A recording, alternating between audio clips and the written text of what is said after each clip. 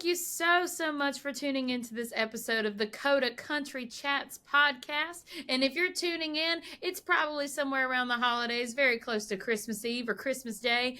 So I want to wish each of you a happy holidays and a very Merry Christmas, Happy New Year if this is the last one you're listening to this season. And for today's special episode, we've prepared Katelyn Clampett. How are you today, Katelyn?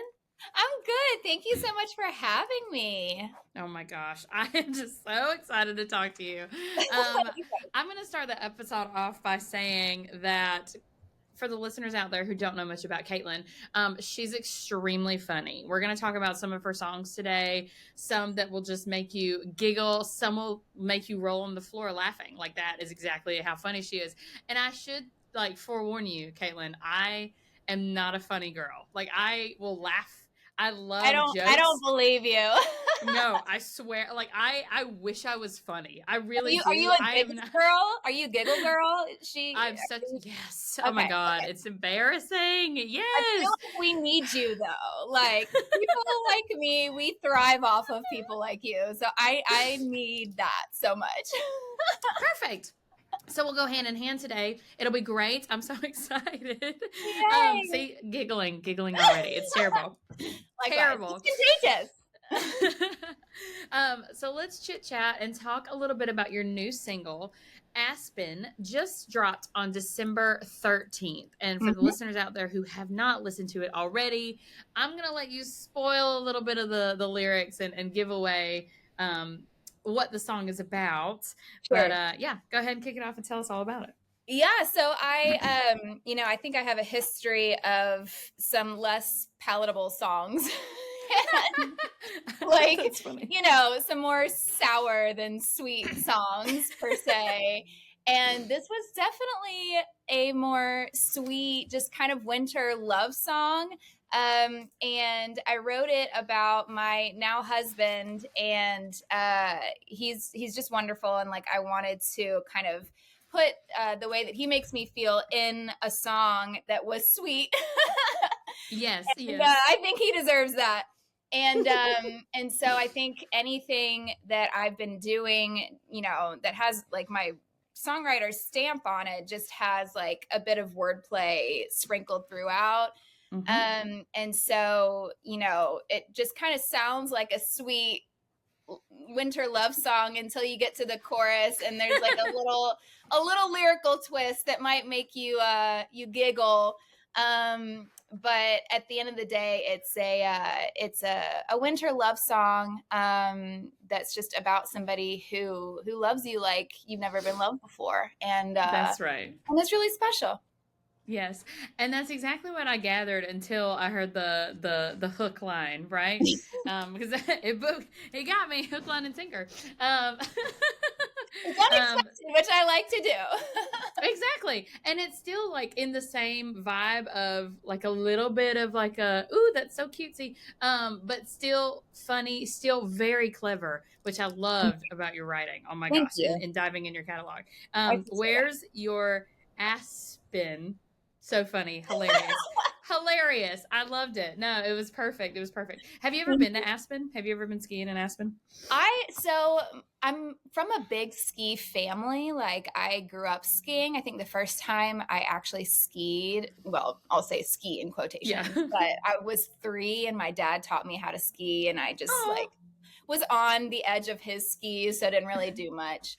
But yeah, we actually grew up skiing in Steamboat Springs, Colorado, but we have like hopped around a bit, and I think it's very possible that when I was really young that I did go skiing in Aspen. Cool.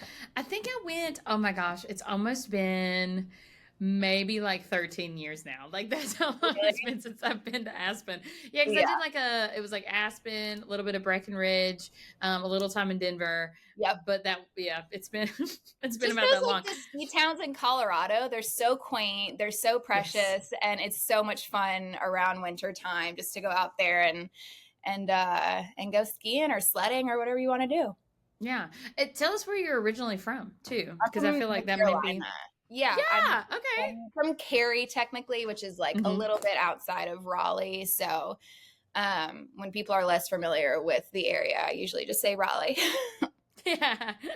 I feel like no one wants to like look and think in their map and their brain and just be like, oh yeah, I think that's somewhere. Yeah. But I know what you mean. No one's gonna So know. and I think North Carolina has like a really nice little climate for wintertime too. I'm pretty jealous of that whole little well, and I will say, okay, so was your area affected by Hurricane Helene where you grew up or anything like that? No, thankfully it wasn't. But you know, I do have a very, very soft spot for Asheville, North Carolina. And that's kind of in the middle ish between like Nashville and my hometown. Yeah. So my hometown was not affected, but yeah, it's pretty heartbreaking what happened in Asheville, because it was such a great town. Yeah, I know. Such a shame. And I don't know. I wanted to bring that up just because every time I hear about North Carolina, I think about the state being like, this is me drawing it with my fingers because that's how I like related in my brain. But actually, that was pretty good. Just the racing. Yeah. But no, I think like it's not a very big state. So in my mind, I'm like, you know, this huge area has been affected. And so I just had to check on you and make sure things were okay for you back home. Yeah. Absolutely. It's very close to Tennessee, so I get it. Yeah. Being from North Carolina, tell me about how like your musical influences of living there, kind of like in the Appalachia period, like kind of near, you know, some of those Blue Ridge Mountain areas. Tell me how that part of like music influenced your sound now, or like any other kind of musical influence that like really gave you an idea of like how you want to form your sound. Yeah.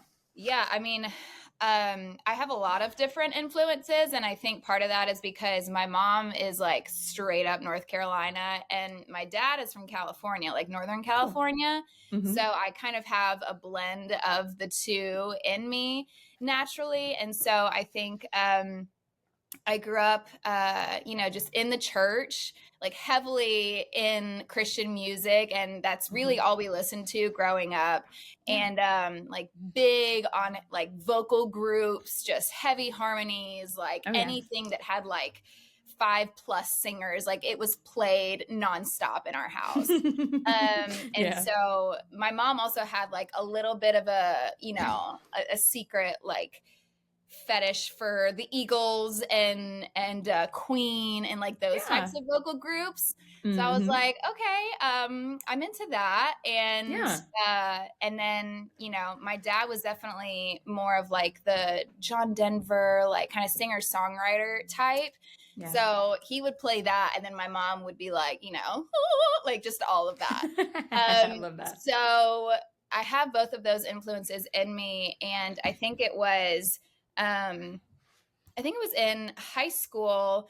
I was introduced to Brad Paisley's Fifth Gear album. Because I was so heavily involved in the church and in church music, I didn't really know a ton about, you know, country music necessarily, because I wasn't really allowed to listen to anything but Christian music. And so when I stumbled upon that record, I was like, this is, you know, so aligned with what interests me, even as a young kid, because it was so heartfelt. It was so clever, so witty. I was like, I did not realize that a song could be all of these things in one, and it just lit me up. Like I loved that record so much. Aww. And so that definitely influenced me pretty heavily. That's so cool to hear that. Well, okay. And I'm glad that you said that, because now knowing the like vocal quality of your singing paired with the super creative and on the nose songwriting, I think that is like the perfect combination of you in your songs. I think that's so great. Thank you. This is a good segue, because let's chit chat about one of your, I'll say like most streamed or like most famous songs that you have. The acronym is SLUTS. And I've seen the little clip online of you playing it acoustic, and it's just the cutest little thing. So tell us about the inspiration for that song. Sure, yeah. Cute is a word to describe it. My mom might use a different word, but I think that was definitely probably the most fun song that I've ever written. It was kind of one of the first of like a batch of just letting myself, go to places that I haven't been before. And I think part of that is, being raised in a more like Christian, conservative, just very like church, like you can't say this, you can't do that. And so I think when I just allowed myself to experience more freedom and individuality, like I was able to write things like that. And one of my really good friends, Megan Connor, who's a hit songwriter, like she wrote that with me. And we just have way too much fun writing these songs, but we have such a heart for like women's issues and the things that women deal with, and just trying to like find some reprieve and put that in a song, just so women can, relate to it and laugh about it to probably keep from crying. But also men love that song too. I think part of it is just because they like being able to say that word and not get in trouble for it. So, but yeah, that song is one of my favorites that I've ever written, for sure. Yeah. Well, and again, like, okay, I definitely relate a lot to being under tremendous stress, especially this time of year. I don't know what it's been about the month of December, but I feel like everything has just kind of snowballed, pun intended, right? Just everything right after the other. That was a good pun too. Look at you. Thank you. Okay, see, I'm punny. I'm punny, not funny. I'm punny, not funny. Funny is funny sometimes. Thank you. Oh my gosh, thank you. But I will say, like, the lyricism of I don't know, like even just like the turn of the phrase, the rhyme scheme, a lot of the stuff in that song is just it's something that like I haven't experienced in a long time. I would say some of the stuff like you were talking about with Brad Paisley, you'll get that from like some songwriters, but mostly you'll have songs that are just not able to convey such funny and yet still like pertinent feelings, information, especially about being a woman. I mean, I feel like you have to be like you have to be so by the book on a lot of things you can say and can't say and can't bring up. And yeah, I don't know. I think it's so well written and so like relevant with what we have all going on right now. I think it's definitely like, it's songwriting combined with punchline writing in a song. And I think that's something that I've been incorporating the last few years it's different from what I used to do, but I think it's very intriguing to me and challenging in a way that like is sustainable for me to like, do long term, because I like a fun, intellectual challenge in that way, and it's definitely fun. Well, to bring that up too, it is challenging to be that poignant and to be that like on the nose and be able to rhyme it and then also like make it transfer and make sense with something else. I mean, it's genius. Look at you go. Oh my gosh. Thank you. Megan and I are very similarly minded, and it was like fate that brought the two of us together in writing like some of these songs, because like it's so much fun writing with her. So but she's great. That's so cool. I want to ask you too, in like doing a little bit of research, I saw that you were on some competition shows, American Idol, and then one on Bravo. Tell me about your experience doing big competition shows like that. Tell me, what was it like stepping in the ring and just giving it a try? Yeah. So I did American Idol. I was on season 9. And I was supposed to be on Platinum Hit, but I ended up pulling out last minute. I didn't want to sign the contract. I get that. I totally get it. Yeah. but American Idol, you know, I still have a very close friend that I met on that season, and you know, still some like acquaintances and friends from that season. And I think like I was pretty young. It was like baby Katelyn, like barely Aw. out of college, and just like, you know, still trying to figure out, you know, the world and who I am. And I think I had just come out of Berkeley, and Hollywood Week, you know, they flew me out to LA for American Idol, and season 9 was like their singer-songwriter year, where they really wanted, you know, like a singer-songwriter of some sort. Yeah. And so I fit that mold at the time, and Yeah. and you know, I didn't go through in Hollywood Week. I prepared 2 songs. One of them was a kind of parody that I had written, because Ellen DeGeneres was the new judge, and so Yeah. I wanted to do something that was like an ode to her. Ooh, And yeah. so I did Rihanna's Umbrella. I rewrote it for her, and instead of like "You Could Stand Under My Umbrella, Ella, Ella," I did "Everyone Loves Ellen, Ellen, Ellen, A." Aww. And I thought it was really clever. And the other song that I had prepared was a Bonnie Raitt song, because I had a family member that really wanted me to do that song. And so I had to choose one song to do for Hollywood Week. And I chose the Bonnie Raitt song. And the people pleaser in me went that route. And I didn't go through. And I think it was a lesson in just, you know, really learning. I was young at the time, but really learning how to listen to my natural instincts, and like what felt right in my body, and like who I am, and what felt authentic to me in my creative spin on whatever I'm doing. And I think that was definitely like one of the first like big lessons to me. And don't just do something because somebody else wants you to do it. Like, you do what feels right for you. Right. And I should have done that, but it is what it is.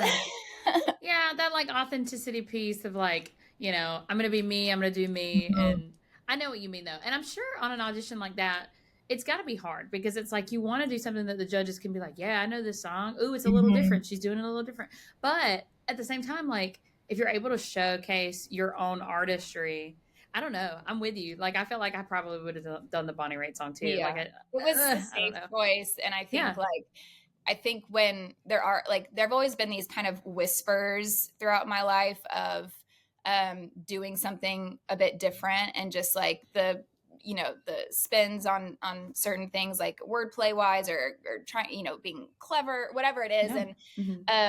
And I just, you know, it took me a while to feel like fully confident in doing that.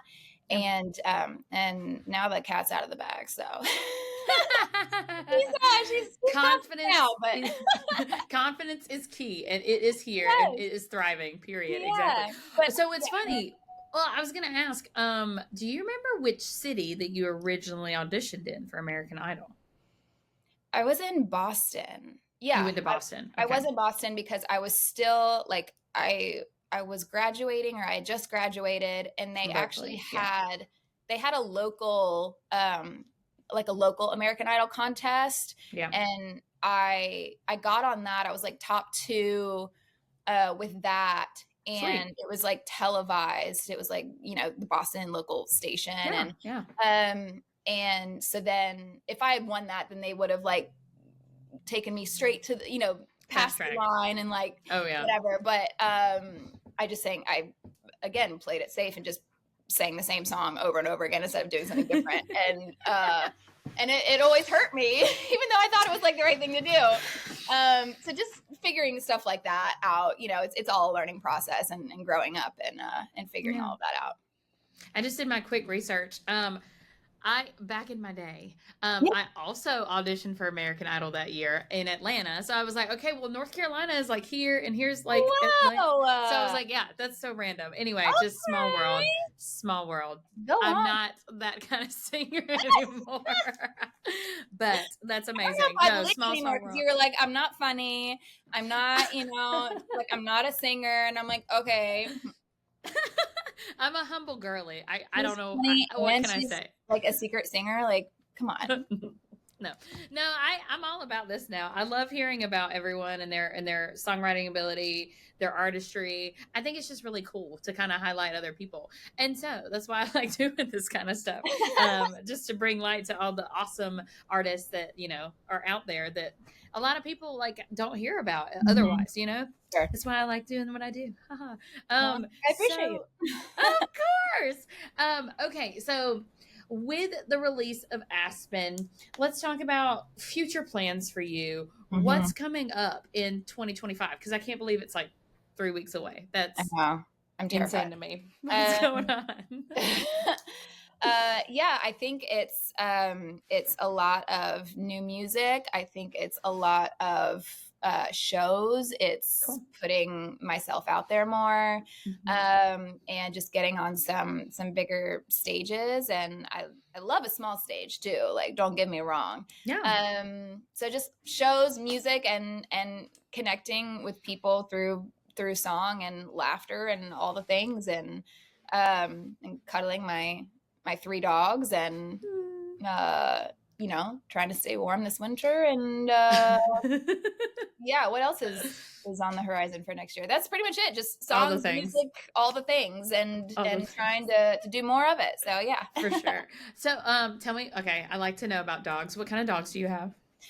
Okay, so we have 3. The first one is so I will say we have a 16-year-old, we have a 5-year-old, and we have a 1-year-old.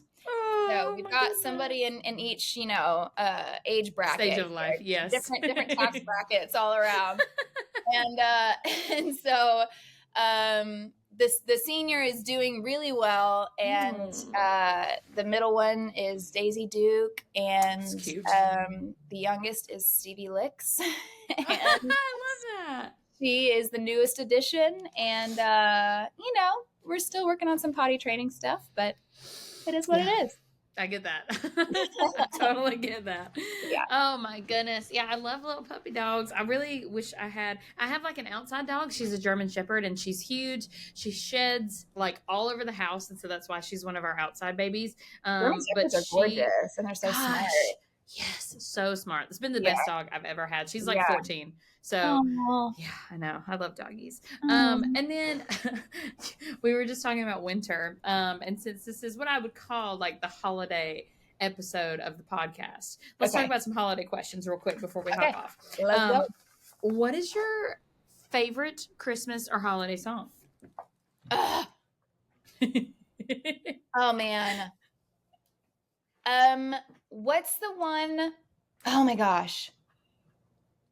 I can't remember the name of it. Is it My Grown Up Christmas List? I think that's... Yes. I think that's one of my... Like, that's what comes to mind for me, just because it's... I don't know. I think it's just a cleverly written Christmas song. And like, I don't even know the words. So relatable. The melody is like insane. Yes. But it has this like childlike wonder about it, but yet it's painted with all of these like relatable like adult themes too of I don't know, it just feels kind of like nostalgic, but adult at the same time. Yeah, no, I know exactly what you mean. I had heard that song for the first time last year, and I was like, this hits different. Yeah, it really does. Like, yeah, it really does.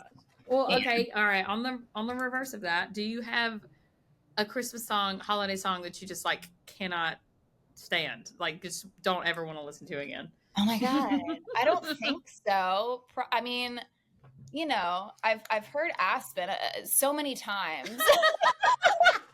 No way, that's got to be top of the list of like the best songs. I do love that song. Yeah, I can't think of anything off the top of my head for songs that I hate, because even the songs that I think are bad are like hilarious to me. I'm just like, it is what it is, Yeah.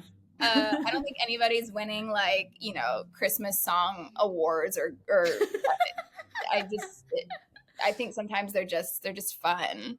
Yes. And there's a lot of them. Like, I forget how broad the scope of Christmas music, holiday music is. Like, there's just so much. And that's a good thing. Such a good thing. Yeah. Do you have a favorite Christmas movie or holiday movie? Okay. So I love Elf, obviously. Yeah.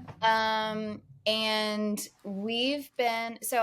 I've had people try to get me on the train of like, what is it? A Wonderful Life, or It's a Wonderful Life. And there's another one too, but for some reason I can't get on that train.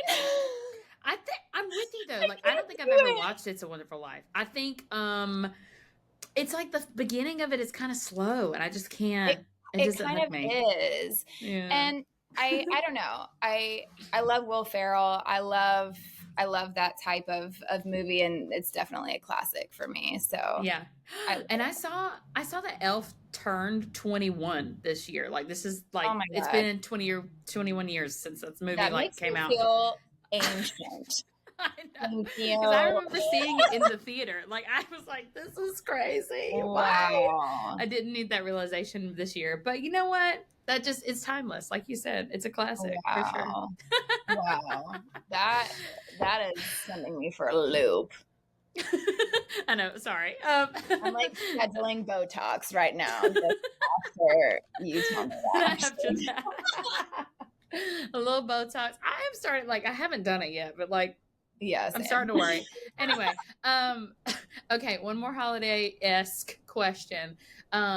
While you're curled up listening to Aspen, do you have a like holiday drink of choice, whether that be like peppermint mocha or like a special tea or like I don't know, what you got? So I would say there are two things. Mm-hmm. I don't do like coffee typically. Mm-hmm. I'm more of a tea girl, and caffeine can really affect me and make me feel like super jittery and whatnot. So I can't do it. No.